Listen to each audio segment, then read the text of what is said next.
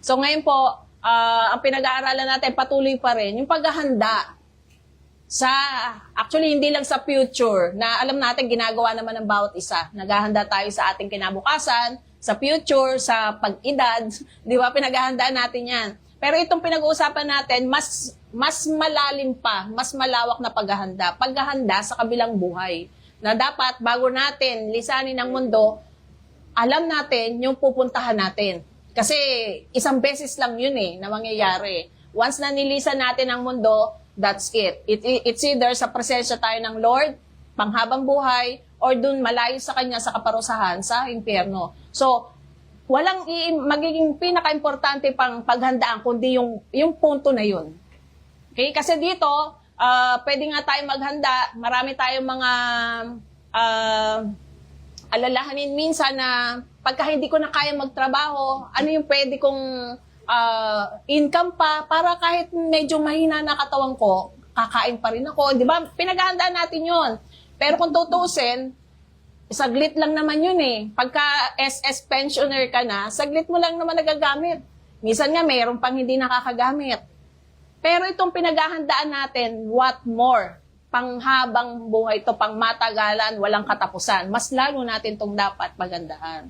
Okay? Sa mga nakalipas na linggo, marami tayo sigurong nabalitaan uli na hindi magaganda. Di ba? Mga calamity na laging nandyan, hindi siya nawawala at actually sunod-sunod.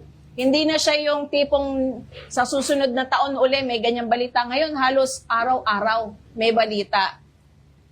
So, i-review ko lang ng konti sa inyo. I think aware kayo dun sa kung nakakapanood kayo ng TV, nakakapag-social media kayo, hindi to lingid sa kalaman nyo. So, mag-newscaster muna si Ate Joy ng saglit. Okay? Kasi ito yung reminder sa atin na ang sinabi ng Lord mangyayari. At ang isa sinabi ng Lord, etong mundo na ginagalawan natin, pupunta sa pagkawasak. Okay? So, ano ngayon yung hope na binigay sa mga Kristiyano? Yun ngayon yung tatalakayin natin. Sa kabila namang nangyayari sa mundo, ano yung hope, greatest hope natin? Kaya kung bakit hindi tayo dapat matakot ano man ang nangyayari sa paligid. Ito, recent lang. Bagyo. Sa tulong ng ating Lord, nito lang po yung nagdaang linggo. Pero sa tulong ng Lord, iyan po yung bagyo sanang Dolphin, international name, na umangat, hindi po dumaan sa Pilipinas. Dumiretso po siya sa China, sa Japan. Yan po yung pinsala ng bagyo na yan. Hindi po siya, inisper tayo ng Lord para hindi tayo diretsong tamaan. May hurricane, iba-iba ang tawag po, kada lugar, di ba? Kaya pag-isip, bakit hurricane sa kanila, typhoon, cyclone? Sa ating pong lugar, sa Asia, typhoon po kasi tawag. Pag nasa bandang mga Amerika, yun yung hurricane. Di ba? Parang mas maganda bang tingnan? Ay, pakinggan. Na social ba? Pero pare-pareho din po kasi yung niyan, yung devastation niya. So, ito yung example na nito lang nangyari. At alam natin, sa atin lang, panay-panay. So, sa paggalaw ng tubig, pag-ulan ng tubig, nagkoko siya talaga ng total devastation. Hindi lang property na nasisira, buhay.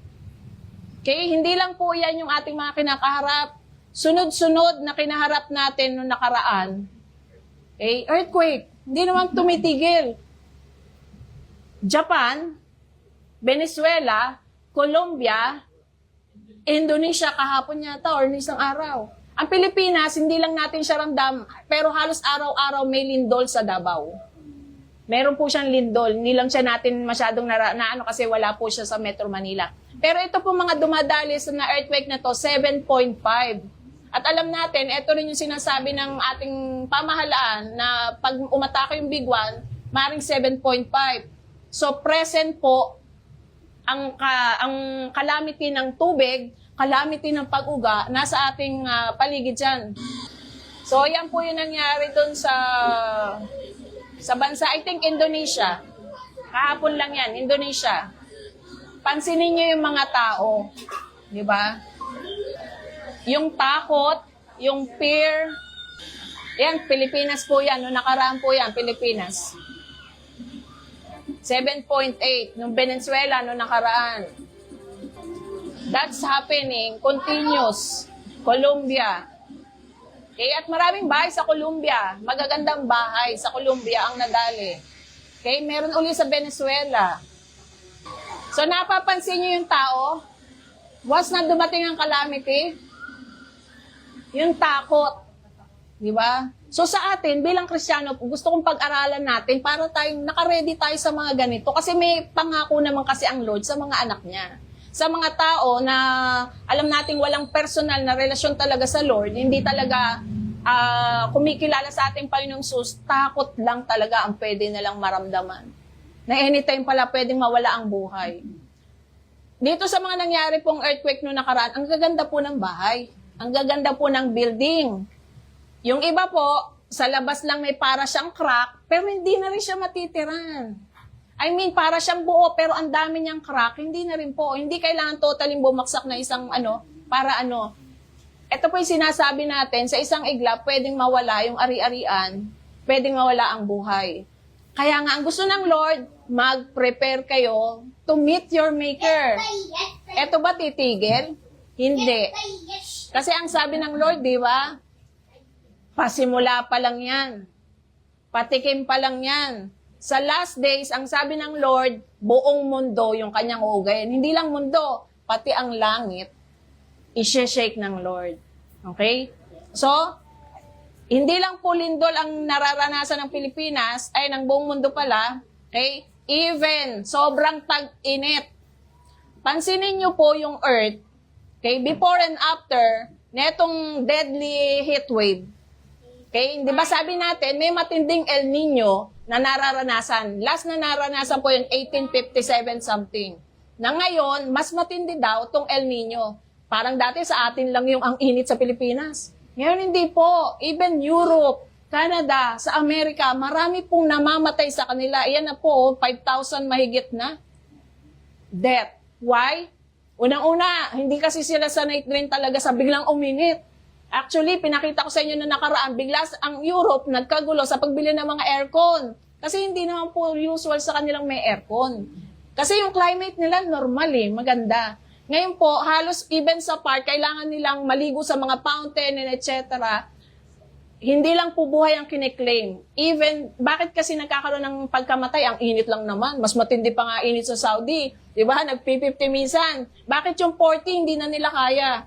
Marami po kasi silang mga gamit doon na pinapaikot ng water. Nangangatuyo yung water. Ang kuryente nila bumaba. Hindi nila masyado magamit sa ospital. Marami rin hindi nagpa-functions because of that heat. So, hindi lang siya kulang yung sa 5-5, mag-5-5. No, hindi. Marami pong buhay yung kiniklaim na mga yan. Kasi hindi sila ready sa ganung sa sistema. So, nakita nyo kung paano yung init.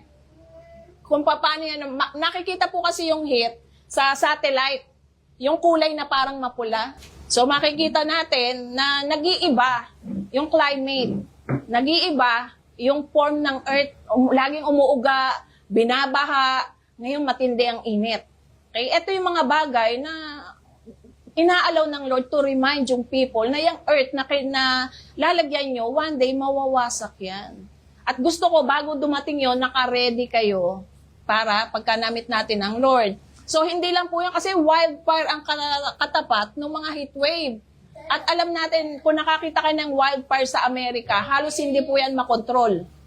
Okay? Na halos lahat na magagandang bagay sa sakyan, sa isang iglap, kaya niyang tupukin. At marami ring buhay ang kiniklaim niyan. So, kaya natin sinabing, mas mainit pa nga sa ibang lugar. Actually, iba-iba po ang Sa kanila, matindi pong calamity yung magkaroon ng heat wave. Okay? Kaya po pagka naiinitan tayo dito, di ba, nakukuha pa sa paypay, hindi pa natin, pero sa kanila po, ganyang katindi ang wildfire. Ang wildfire, usually, Daddy, gano'ng katagal? Hanggat di nauubos yung susunugin niya, hindi siya titigil. Kulang yung mga helicopter na nagbabaksak, yung mga kulang. Hanggat may susunugin po siya, dire-diretso, ganun po katagal ang wildfire. Kaya po, ito po yung mga bagay na nararamdaman natin. Everyday, nababasa. Kaya at maaaring nagkakos ng fear. So, bakit natin siya pinag-aaralan? Kasi to remind us na ang earth hindi pa buti. Ang Diyos din kasi nagsabi.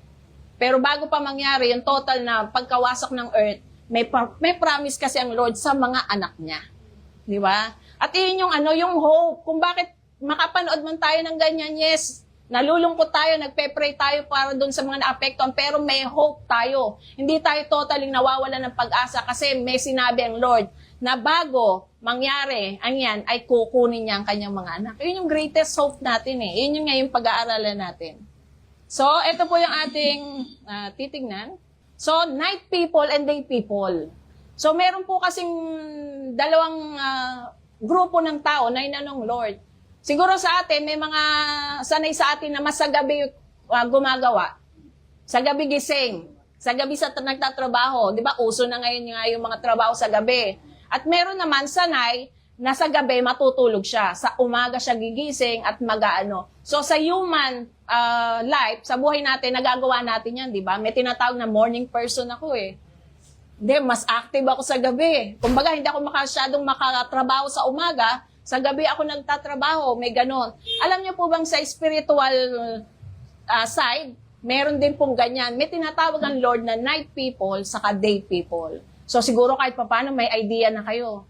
Sino kaya dyan yung sa Panginoon, yung night people or day people? Sa tingin nyo? Elsa, ano sa tingin mo yung mga Kristiyano dyan, yung mga believers? Night or day? Yan, sa liwanag tayo, sa day. Di ba? Kasi pagkukumparahin natin, bakit sinabi ng Panginoon, dalawa lang ang grupo ng tao. Night people, day people, or believer, or unbeliever. Wala pong gitna. Lagi nating sinasabi yan. Kaya hindi po pwedeng, nagsisimba naman ako sa Lord, pero at the same time, lahat ng mga ayaw ng Lord, nasa iyo pa rin. Hindi pwedeng ganun. Kaya ang salvation, anong sabi ng Lord? Transformation. Hindi siya addition. Na matapos mong sabihin, kilala mo si Jesus, idadagdag mo lang siya. Patuloy ka pa rin sa gawain mo. Hindi ganun ang kaligtasan. Ang totoong kaligtasan, mababago ka totally. Kasi iba na yung relasyon mo sa Lord. Diba? Papalitan ng Lord lahat ng luma mo na hindi niya kayo nagugustuhan. Yun yung totoong salvation. Pakita ko po sa inyo to. Pinagawa ko to kay Pastor. Sa nangyayari na pinakita ko po sa inyo, walang tigil yung mga calamity. Hindi lang calamity, pati yung mga pagsama ng tao, sobrang sama ng tao talaga nowadays. Diba? Kahit nga minsan sa loob ng bahay, hindi mo na masasabing dati safe kayo. O pagka bago dumilim, umuwi na kayo. Kasi feeling natin talaga safe tayo sa loob ng bahay. Once na kumagat na dilim, di ba? Takbuhan na, tara, uwi na, gabi na. Pero ngayon, even morning, even daylight, di ba? Yun ang nangyayari dun sa mundo na pasama ng pasama. Okay? Kaya, sino ngayon yung ayaw umalis dun sa ganong klase ng mundo? Diba? Gusto nyo bang manatili doon sa ganong klase ng mundo na kahit sa loob ng bahay mo, hindi ka na minsan safe? Na paglabas mo, mag-iisip ka, makakauwi pa ba ako? Diba? Minsan yung simpleng hawak na pera mo, talagang ganun mo na lang ingatan kasi baka hindi mo maiuwi. I mean, ang dami nating pwedeng kaharapin na dulot ng kasamaan dito sa mundong to. Sino ang ayaw, iwan yung mundong yun. Okay? Dito po sa picture, makikita natin yung earth na patuloy na nasisira. Yung bilog na nasa labas ng earth, yan pa lang yung kayang maobserbahan ng tao. Kayang matelescope, sabihin natin. Kaya nila makita. Eto pong bilog na yan, siguro kung natatandaan nyo, pinakitaan ko kayo ng napakalaking universe na maraming tuldok-tuldok. Okay? Madaming galaxy. Isa lang yung tuldok na yon, eto lang yon sa napakaraming galaxy. Pero sa labas po kasi niyan, andon ang Diyos. Yung tinatawag, yung may pangalang I am. So, ang Diyos, hindi siya sakop ng time, hindi siya sakop ng space. Nandun siya sa lahat ng panahon. Kaya natin sinasabi, ang Diyos nasa lahat ng dako. Ang Diyos alam lahat. Kasi hindi siya nakokontrol ng time. Tayo po kasi bound ng time eh. Paano natin nasabi? Yung isang araw natin ngayon, bukas tapos na. Hindi mo na mababalikan. Ano pa? May time tayo when it comes to life. Di ba? Hindi tayo eternal. Ngayon, tong natin, kumbaga may certain time lang tayo, bound tayo ng time. Eh, ang Diyos, wala siyang ganun. Para maranasan mo yung eternal na yun, na hindi ka na bound ng time, hindi ka na nabubulok. Nabubulok ka agad. Hindi ka na nagkakasakit. Hindi ka na nagkakaroon ng pain. Sabi kasi namin noong nakaraan, pansinin niyo yung katawan natin, unti-unti talagang ano yan, nauupos, nabubulok, napapalitan yung mga pyesa. Di ba? Sabi nga natin, yung mata natin, minsan hindi na yan yung may lente ng bago. May mga, yung sa joints natin, may mga bakal-bakal na. I mean, puso, minsan pati puso, hindi na yun yung original. Unti-unti, kasi yun yung time. Sa paglipas ng panahon, kaya normal talaga, tumatanda. Okay? Masakit bang pakinggan yun? Kasi meron, pwede bang umi-age lang? Nagmamatured pala. Yun, nakakalimutan ko yung term. Nagmamatured. So, kasi bound tayo ng time. At ang panahon na binigay sa atin ng Lord, meron lang bilang. Average na bilang nga ngayon, 70 years old eh. Makalampas ka 70 years old, di ba? So, eto pong kinalalagyan natin, may time. Meron siyang pagkawasak, nabubulok. Sino ang ayaw lumabas dyan at pumanda doon sa side ng Lord na eternal, wala ng time, everlasting na siya, at wala ng pagtanda. Kasi dito may pagtanda. Dito may pagkakasakit. Dito may mga kasakitan ng damdamin. Sino ang ayaw umalis dyan? Di ba? Kaya nga, ang ating hope ay makarating doon sa labas, doon sa lugar na, at paano tayo makakarating doon sa lugar na yon? Through pinag-aralan natin noong nakaraan. Ano yung tanging way? Yan, to Jesus Christ. Tapos ano pa yung kailangan natin gawin sa earth? Kailangan natin umalis sa earth. Through what? Paano tayo makakalis sa earth? Lipad? Death. Or rapture. Dalawa lang. Para makaalis ka doon sa lugar na puro kahirapan at makarating ko doon sa eternal na wala nang mga hirap. Kaya nga po sinasabi natin na gusto natin makarating doon, pero minsan may taong pwedeng wag mo na ngayon. Di ba? Parang hindi siya jive. Na alam mong napakaganda ng lugar na pupuntahan mo, tapos parang ayaw mo. Di ba kahit tayo, pagka tayo papasyal, alam mo maganda yung pupuntahan mo, excited ka dapat. Di ba? Pero kung hindi ka kasi sure sa pupuntahan mo, hindi ka ma-excite, baka matakot ka pa, baka kung dadatnan ko dun. What more, sa life natin, pagharap natin sa Lord, ang taong may takot na hindi sigurado, malamang, parusa kasi ang kakabit nun, sabi ng Biblia. Pero ang taong hopeful, masaya, nalilisan sa earth, ibig sabihin lang niya kasi may greatest hope siya na makukuha niya, mamimit niya ang ating Maker. So, God's eternity, hindi siya po nasasakop ng time. Tayo, bound tayo ng time. Kaya nga tayo pinit. Kaya nga tayo kapos lagi. Kaya nga may namamatay. Pero sa side ng Lord, wala kasi. Kaya gusto nating mapuntahan yung side na yon. Okay? So, yung heavenly reality, heaven is not limited by normal earthly boundaries of time and space. Okay? One day, gagawin ng Lord sa kanyang mga anak na magiging eternal ka na, even yung titirahan mo, maghagawa siya ng bagong earth, bagong heaven, eternal na din siya. Di ba? Yun yung ating greatest hope. Kaya po, kung manonood man tayo ng balita at nakikita natin, nawa, ang maramdaman natin hindi takot, kundi compassion, na sila man, ipanalangin natin na bago sila humalap sa ating Maker, makilala nila ang Diyos.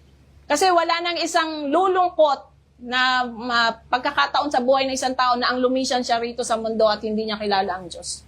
Yun yung greatest calamity na haharapin na tao, greatest disaster. So sa atin, hindi tayo nakikita, hindi, okay na ako save na ako, yaman na sila Basta ako sure na sa langit na. How about yung mahal natin sa buhay? Di ba? Kumbaga kaya pinakikita ng Lord yung mga nangyayari kasi even them, may kaluluwa sila na kailangan nila makakilala sa Lord para yung kaligtasan, yung hope natin ay magkaroon din naman sila. So, basahin po natin yung ating verse. Okay, so tignan natin yung day people saka night people. Tignan natin, makakala natin day people, ay parang nasa night people pala ako yung category. At least, habang naririnig natin to, di ba? Lord, help me evaluate myself. Kasi ayoko mag-alatsamba. Mahirap, walang second chance kasi dun sa second life. Ayaw natin yon. Gusto natin sure. Sino ba rito yung ayaw ng sure? Diba? Gusto natin lagi sigurado. Diba? O sigurado ko bang pagka tumanda ako, may makukuha ba talaga akong benefits dyan? Diba? Mahilig tayo sa ganon na sinisiguro natin siya. Okay, so ituloy natin. So, meron pong dalawang grupo ng tao na binabanggit dyan. Okay, we hope ma-identify natin nasan tayo dyan. Nasa night people ba tayo o yung day people? Kasi ang Lord hindi siya masikreto eh. Gusto niya alam natin. para na-assess natin, na-evaluate natin yung sarili natin. Ayaw ng Lord na wala kasi tayong pwedeng katwiran sa Lord pag humarap tayo. Na Lord, hindi ko po alam. Actually, Pag ang Lord nagsabi, itemize yan. para alam mo yung left, Sa right. para alam mo yung night sa day. So, once na humarap tayo sa Lord, simple lang. Pag hindi ka nakasulat dun sa Book of Life, hindi ka kabilang sa day person, ano ang babasahin ng Lord sa'yo, yung aklat ng mga gawa? di ba? At alam natin, ayaw natin na yun yung basahin sa atin. Ang gusto natin, yung Nandun tayo sa aklat ng buhay. Okay. So, ano pagkakaiba? Night people versus day people. So, ang night people po, sila yung nasa kadiliman. Diba? Alam natin, pagkagabi, madilim. Yun naman yung ano nun. So, darkness, ano pa? Sa gabi, sila yung siyempre tulog. Yan ang usual naman eh. Sa gabi, natutulog. Kaya sabihin natin, Ate Jo, iba na ngayon. Maraming gising. Etong usapan natin, spiritual. spiritual dimension siya. Diba? Yung kanina Na sinabi natin, yes, meron pong mas taong mas gumagawa sa gabi kasi yun ang minsan ang uso eh, yung trabaho na. nasa gabi eh. Pero ito pong banda na pinag-uusapan natin to, it's about spiritual. May dalawang Klase. So ano pa? Drunkenness. Ang mga nasa gabi, yung mga Night people, sila yung laging lango, alam niyo yung lango. lasing, kumbaga drunken. At alam natin, ang isang taong lasing, drunken, Wala siya sa tamang, pag-iisip. okay, anything pwede niyang gawin. Kaya nga minsan may makikita kayong nakahiga, nakalupasay sa labas, sa karsada, inaabot na kung saan, kasi wala siya sa tamang pag-iisip. Pero po ang day people, ano po ang kaibahan? Nasa liwanag siya, alert siya. Okay? Kasi alam niya yung mga nangyayari sa paligid. Ano pa po? Sober. Ano ibig sabihin ng sober? Soberness. Kabaligtaran ng drunkenness. Hindi lasing. Kumbaga nasa wisyo. Nasa tamang pag-iisip. Ang laki po ng kaibahan, di ba? So tayo ba, bilang anak ng Diyos at sinasabi natin meron tayong relasyon talaga sa Lord, nandun ba tayo sa ano? Na lagi ba tayong alert? Pag sinabing alert, alam mo, nasa wisyo ka ba? Alam mo yung masama, alam mo yung mabuti. Kasi yun yung nasa dilim eh. Ay, nasa liwanag. Kasi once na nasa liwanag ka, ang isang nasa Sa liwanag, pagka nakagawa ng hindi maganda, kitang-kita yon. Kaya alert siya. Kaya alam niya na may ginagawa siyang ano.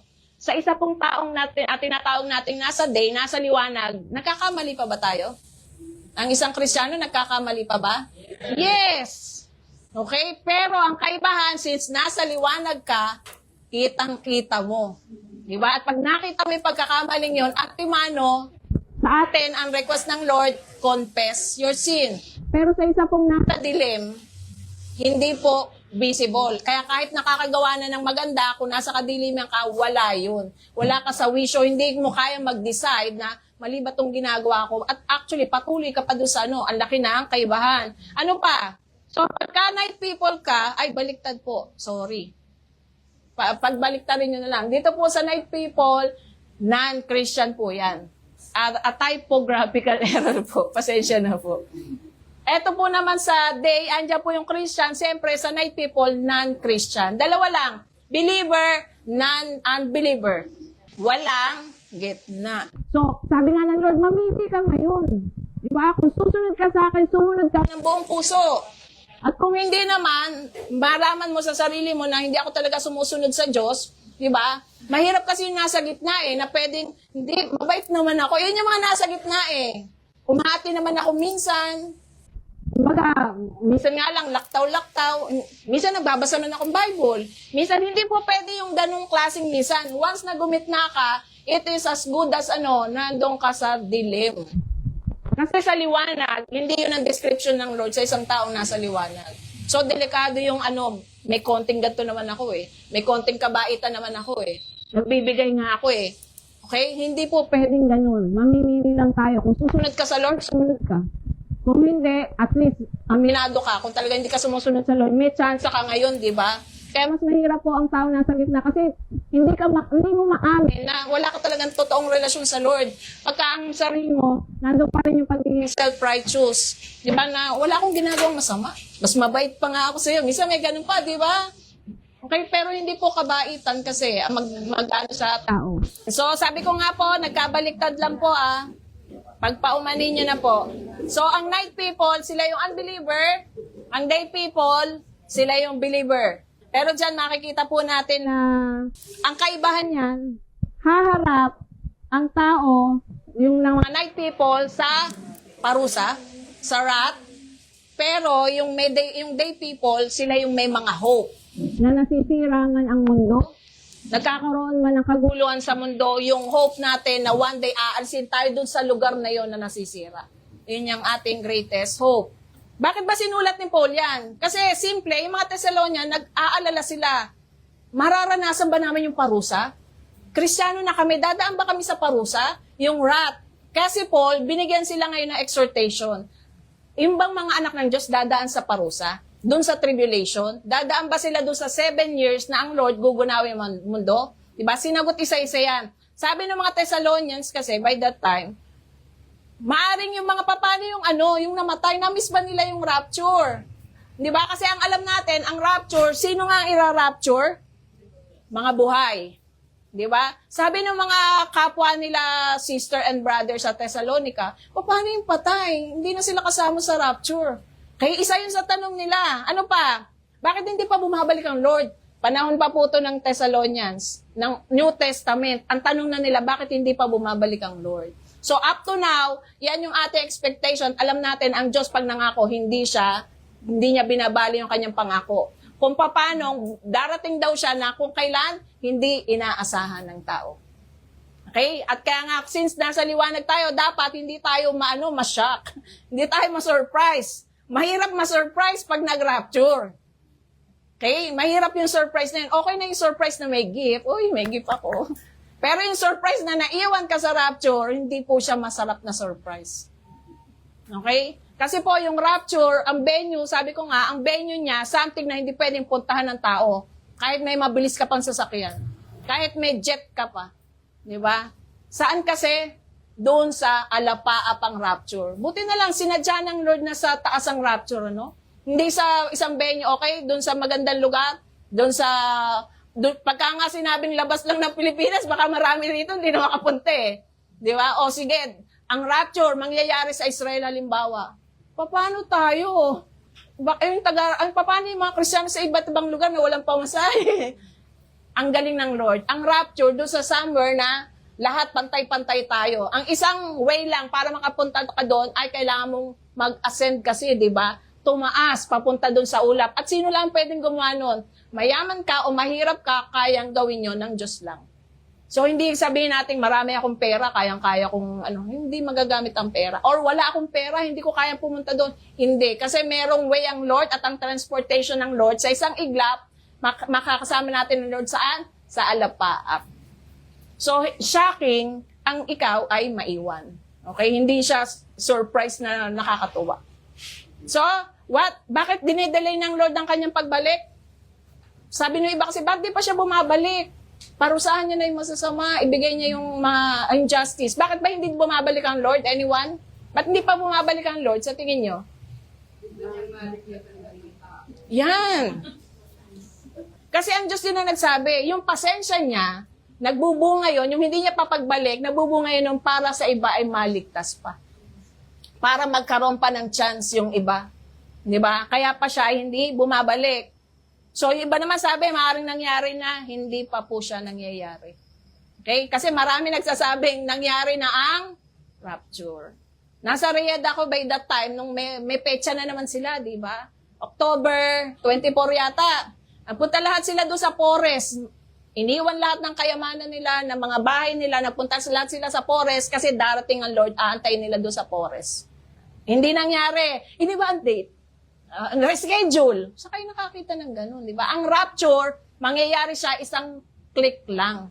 Walang schedule. Kaya nga sabi natin, hindi niya binigyan ng Lord ng oras ang rapture. Bakit? walang oras, walang araw ang rapture. Ano lang, yung gamit na natin yung common sense lang natin, yung kaisipin natin dito, bakit kaya hindi binigyan ng Lord ng araw, ng buwan, ng petsa, ang rapture? Kung ba madaya ang tao di ba? Ano muna ako, gawin ko muna yung lahat ng gusto ko, then kung babalik siya sa Martes, mga Lunes ng gabi. Di ba? Mautak ang tao Ganun naman, di ba? Mahilig tayo doon sa mamaya na yan. Di ba? Saka na yan. Ano pa? Simple, sa pag-aaral namin kasi ng last days, napag-aralan namin, imagine mo kung magbibigay ng Lord ng araw, Monday ako babalik, di ba? Alas 12 ng gabi. Sabay-sabay ba ang mundo na nagma-Monday? Sabay-sabay ba tayong alas 12? New Year nga, iba-iba, di ba? Nag-New Year na tayo, sa iba hindi pa nag-New Year. Di ba? Nauna nga tayo dito. Ibig sabihin, kung magbigay man ng Lord ng gano'n, hindi siya wise. Iba-iba, Lord, alin ba dito susundin namin? GMT? Okay, oras ba ng US, Lord? Para at least alam namin, hindi. Pero ang pinaka-great na ng Lord, gusto lang kasi ng Lord, maging prepare ka. Okay? Kasi gusto niya yung ganong klase ng anak na hindi man kita nakikita, sabihin natin sa magulang, hindi man tayo nakikita ng nanay natin, ng tatay natin, di ba? Pero kung gumagawa tayo ng mga pinag-uutos nila, yun ang gusto ng magulang Hindi yung pag nakatingin lang tayo. So, tandaan po natin, maraming bagay na may takot ang mga Thessalonians by that time. Okay, so anong sabi? Mamimiss ba ng mga namatay ang rapture? Sagot nga, mga Riyadh. Mga taga-Riyadh. Mamimiss ba ng namatay? Hindi. Why? Ano mangyayari sa kanila? Yung mga namatay kay Kristo, may mga mahal tayo sa buhay. Yan, di ba? Sabi sa Thessalonians, hindi mamimiss na mga namatay. Yung mga mahal natin sa buhay, na alam natin na sa Panginoon naman nung namatay, hindi nila mamimiss. Actually, mauuna pa sila. Sila yung unang aayusin ng Lord, bibigyan ng glorified body. At kasunod daw tayo, yung mga buhay pa, just in case buhay pa po tayo by that time, glorified body at sabay-sabay. So, sinagot ni Paul yan. So, yung mga mahal natin sa buhay, kaya hindi tayo ganung nalulungkot ng gusto pagka tayo na wala ng mahal sa buhay, right? Lalo't alam mo, may reunion. Malungkot tayo pag alam mo na iyon na yung huli mong kita sa Kanya. Dahil sa kabilang buhay, hindi kayo magkakasama. Kaya nga, tinatrabaho natin hanggat meron tayong lakas. Kaya natin magsalita na yung mahal natin sa buhay, make it a point na rinig nila ang salita ng Lord at pinagpe-pray natin sila. Kailan daw mangyayari yung Lord's coming? Kailan daw siya mangyayari? Kailan nga? The timing of the Lord's coming? Kailan mangyayari? Okay, baka mayroong nagde-date dyan, ha? Baka sabihin, hindi, parang nabanggit ni Ate Jo yung date. Hindi po, ha? Mga bulaan po yun. Yung nagbibigay ng petsa, bulaan po. Kumbaga, lumaki na ako sa gantong edad, tumanda na po ako, marami na po ako nadaan ng nagbigay ng petsa. Okay, 20 years old ako, alam ko na yung mga nagbibigay ng petsa, nagbebenta, tapos hindi naman nangyari. 50-something na ako. Di ba? Ang dami nang dumaan. So, sabi po, you can't know. Sa atin po, paalala, hindi po natin alam kung kailan babalik ang Lord. Ang gusto lang ng Lord, pagbalik ko, ready ka, yun lang naman. Okay? Huwag mo nang alamin kung kailan. Ang gusto ng Lord, mag-ready ka. No one can know. It's going to be unexpected. Surprise nga Mabilis siya. Isang kisap mata. Kaya nga sabi nung iba, hindi, pagka yung nakikita ko nagtataasan na sila, hindi po ganun kasi yung proseso Saka ako magpe-pray, hihingi ako ng tawad sa Lord. Kung gano'n siya kabilis, i-describe kasi siya ng Bible, di ba? Twinkling, hindi blinking. Di ba? Sabi ko nga sa inyo yung blinking, ayan, mabilis na yun, di ba? Blinking. Kurap. Pero ang pinag-uusapan sa Biblia, kisap. O, di ba? Magkaiba po ang kurap sa kisap. Ang sabi na Biblia, mas mabilis pa siya sa kurap. Kisap. Paano ka magsasabing may time ka pa mag-pray? May time ka pang ayusin? Isang beses lang mangyayari yan. Wala akong part 2. Okay? Kaya ang gusto ng Lord, hindi nyo alam, so be prepared. Yun lang kanyang gusto. So, will they miss the rapture? And there is a possibility na dadaan ba sila sa day of the Lord? Okay, yung mga namatay noon, sabi, impossible. Ang lahat ng day people, hindi sila dadaan sa day of the Lord. Tandaan natin, magkaiba po kasi yung rapture sa day of the Lord. Ang taong haharap sa day of the Lord, parusa ang haharapin niya. Kaya wag natin pagkano, parang ang magandang pakinggan na, the day of the Lord. Yung the day of the Lord po na binabanggit sa Biblia, yan po ay ang parusa. Haharapin na ng tao ang parusa. So, kung bakit sinulat ni Paul yan, gusto niya kasing mapanatag tong mga Thessalonians. Sa atin rin po, kung bakit natin pinag-aaralan, para mapanatag tayo na ang lahat ng anak ng Diyos, hindi siya dadaan do sa parusang sinasabi ng Lord. Okay? Sino ang hindi ma-excite? Sino ang hindi maghahanda na tayo ay ayusin natin ang ating buhay hanggang binibigyan tayo ng pagkakataon ng Panginoon para hindi tayo dumaan dun sa Day of the Lord. At panghuli pong slide, okay, dito natin puputulin. Ito po kasi yung kaibahan ng rapture saka Day of the Lord. Okay, so magkaiba po siya. Contrast po siya. Hindi po siya iisang pangyayari. Sinong gusto rito sa rapture? Uy, ayaw nyo ha. Bahala kayo. Sino yung gustong maranasan yung the Day of the Lord? Di ba baka may mga, oy, nagtataas, ay hindi pala nagkamot lang. Kasi nakataas yan at sekto. Okay, so, differentiate. Ang rapture, iyan po, yung pagliligtas ng Lord, kukuhain niya yung mga mahal niyang anak. Promise niya yan. Pero, yung the day of the Lord, anong ibibigay dyan ng Lord? Wrath. Poot. Gano'ng kahaba? 7 years. Okay, 3.5 at kalahati. Bakit din natin? Kasi mas matindi yung kalahati. Dito may kapayapaan pa sa 3.5 years. Dito sa 3.5 na kalahati, magsasaklob na langit at lupa. Pati lahat na nasa ilalim ng lupa, lahat ng kasamaan, pakakawalan ng Lord. Ganong katindi po yung wrath ng ating Lord. At gusto ng Lord, nandun tayo sa rapture. Ang mara-rapture ang bibigay, life, eternal life. Pero sa raranasan is death. Death, hindi lang death physically, death spiritually. At alam natin, ang isang taong patay, spiritual, ay kapahamakan ang mapupuntahan niya. Blessing and hope ang nag-aantay doon sa mga tao. Ito yung greatest hope natin eh. Na sa isang iglap, lahat ng kahirapan ko, lahat ng masakit sa akin, kayang pawiin ng Lord. Kaya nga sabi natin, endure lang natin. Kung may mga pinagdadaanan tayong pains, di ba? Physical pain, emotional pain, anything kind of pain. Kasi sa isang iglap, kayang alisin ng Lord John at baguhin yung kalagayan natin. Okay?